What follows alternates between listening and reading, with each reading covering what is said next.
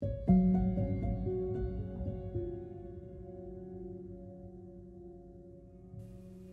Everyone, আশা করি সবাই ভালো আছেন। Welcome back to my channel. আজকে একটা মজার রেসিপি নিয়ে আপনাদের সামনে হাজির হলাম। এটা হচ্ছে স্ট্রবেরি ইয়োগার্ট আইসক্রিম। আপনারা সবাই জানেন যে আমি একটু স্বাস্থ্য সচেতন এবং এখন আবার রোজার সময়, কিন্তু আমাদের এখানে একটু একটু গরম পড়ছে। বাংলাদেশে তো নিশ্চয়ই এখন খুব ভালো গরম পড়ছে। ভাবলাম যে এই রেসিপিটার সাথে আপনাদেরকে পরিচয় করাই। এই রেসিপিটা অনেক অনলাইনে দেখা যায়, কিন্তু আমি আমার স্টাইলে করছি। রেসিপির জন্য আমাদের যা যা কিছু লাগবে চলুন প্রথমেই এটা দেখে নেই। এই রেসিপির জন্য আমি এখানে যা যা নিয়েছি তা হচ্ছে আমি 250 গ্রাম দই নিয়েছি, ছোট একটা স্লাইস লেবু নিয়েছি, আর নিয়েছি হচ্ছে 450 গ্রাম স্ট্রবেরি। আপনারা ইচ্ছা করলে স্ট্রবেরি কম নিতে পারেন, বাট আমার এখানে এই পরিমাণ স্ট্রবেরি ছিল, আমি সবই ব্যবহার করে ফেলেছি। আর নিয়েছি হচ্ছে 4 টেবিল চামচ পরিমাণ গোল্ডেন সিরাপ।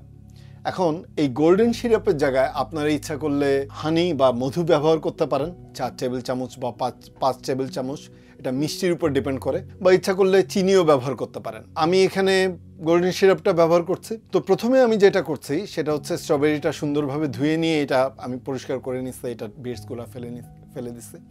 তো আমি যেটা করব সেটা হচ্ছে আমি এটা প্রথমেই আমার ব্লেন্ডারে নিয়ে নিচ্ছি। এটা হচ্ছে আমার স্মুদি মেকার।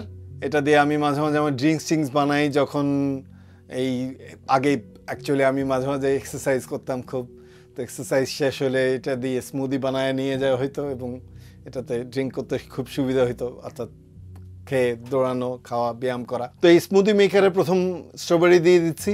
এর সঙ্গে আমি অ্যাড করে দিব হচ্ছে গোল্ডেন সিরাপটা আর ছোট্ট এক টুকরো লেবুর রস। তো এটা ভালোভাবে ব্লেন্ড করে নিব। স্মুথলি ব্লেন্ড করার পরে এটা আমি একটা ছাঁকনির মাধ্যমে ছেঁকে নিব।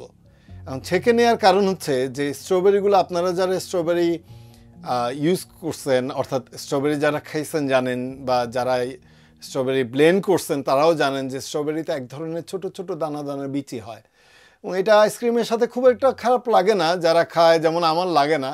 কিন্তু ইউজুয়ালি দেখা যায় যে বেশিরভাগ সময় আমরা চাই যে আইসক্রিমটা খুব স্মুথ হোক। অনেক সময় এই আইসক্রিমটা আমরা অনেক সময় নানা ধরনের অন্যান্য রেসিপির সাথে ব্যবহার করি। তো ইন জেনারেলি যখন আমরা এই রেসিপিটা করি, আমরা এই স্ট্রবেরিটা একটা ছাঁকনির মাধ্যমে ছেঁকে নেই। তো এখানে আমি আমার এই ছাঁকনিটা ব্যবহার করেছি এবং এটার মাধ্যমে আমি ছেঁকে নিচ্ছি যতটুকু সম্ভব, যতটা ভালোভাবে সম্ভব ছেঁকে নিচ্ছি। তো ছেঁকে নেওয়ার পরে এর সঙ্গে আমি অ্যাড করে দিচ্ছি হচ্ছে আমার এই 250 গ্রাম গ্রিক ইয়োগার্ট। এটাকে আমরা গ্রিক ইয়োগার্ট বলি, এই পশ্চিমা দেশে আমরা এটাকে গ্রিক ইয়োগার্ট ডাকি। ওরা বাংলাদেশে যে কোনো সাধারণ টক দই ব্যবহার করতে পারেন।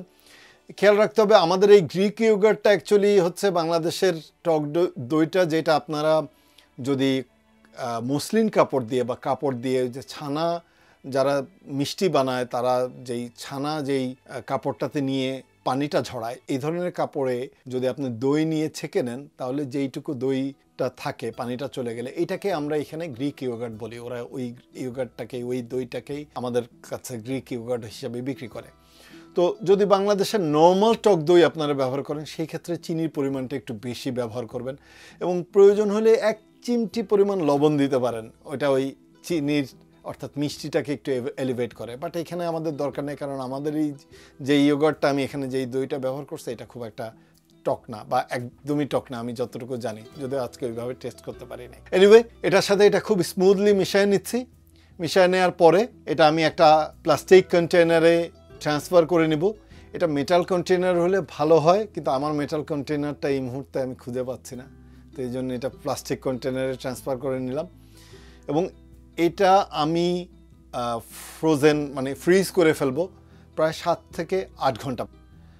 তো এটা ফ্রিজ হয়ে আইসক্রিম হয়ে গেলে আমরা ফিরে আসব।